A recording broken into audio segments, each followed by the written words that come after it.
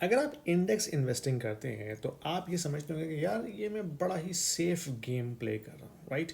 Index investing अगर आपको नहीं पता तो बेसिकली वो क्या होती है कि एक लार्ज इंडेक्स होता है जिसमें पूल ऑफ कंपनीज होती हैं। फॉर एग्जांपल एसपीवाई की हम एग्जांपल लेते हैं। एसपीवाई एक ईटीएफ है जो कि यूएस में 500 बड़ी कंपनीज की स्टॉक्स को मॉनिटर करता है, ठीक है। तो अगर आप S P Y index buy कर लेते हो तो बेसिकली आप 500 बड़ी कंपनीज के स्टॉक्स बाय कर रहे हैं यूएस में।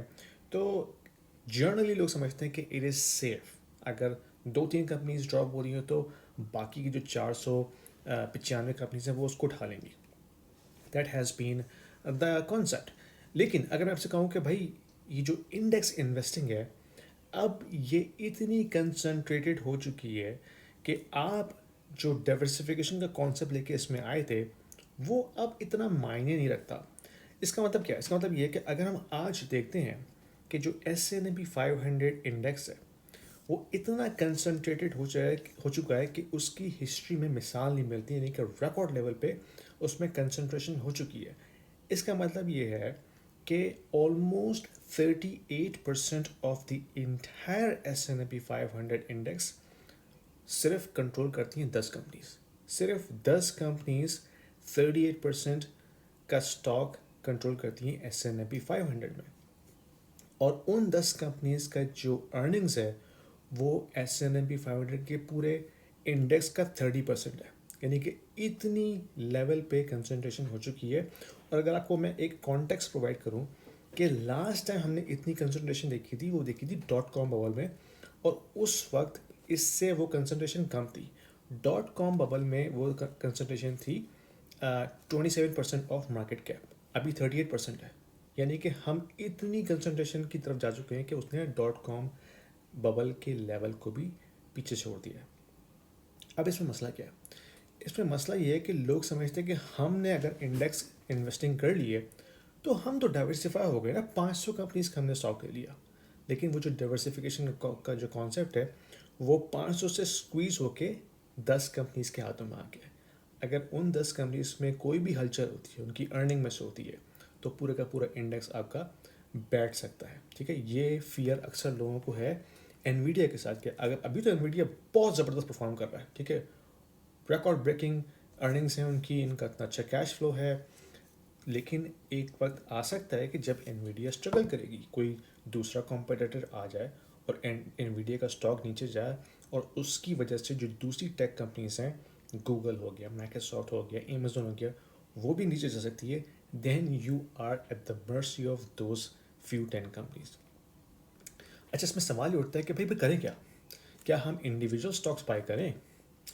ये एक बहुत अच्छा क्वेश्चन है, बहुत फेयर क्वेश्चन है। लेकिन बहुत से लोग ये काम करते हैं, बहुत से लोग सिर्फ इंडिविजुअल स्टॉक्स पिक करते हैं और उनके लिए वो स्ट्रेटजी बहुत हद तक कामयाब भी होती है। लेकिन उसमें आपकी बहुत स्ट्रॉन्ग कन्विक्शन रिक्वायर्ड है, बहुत स्ट्रॉन्ग होमवर्क रिक्वायर्ड है। अगर आपने अपना होमवर्क किया हुआ है, आपको पता है कि आपने जो इंडिविजुअल कंपनीज बाई की हैं, आपका स्ट्रॉन्ग कन्विक्शन है उनके ऊपर कि भाई सॉलिड कंपनीज हैं, सॉलिड फंडामेंटल्स हैं, अर्निंग्स इनकी अच्छी है, डेट लेवल कम है, इनोवेशन बहुत अच्छी है, एग्जीक्यूटिव लीडरशिप बहुत अच्छी है, and this company will grow over time, फिर तो आप बिल्कुल कीजिए इंडिविजुअल स्टॉक्स में इन्वेस्टिंग।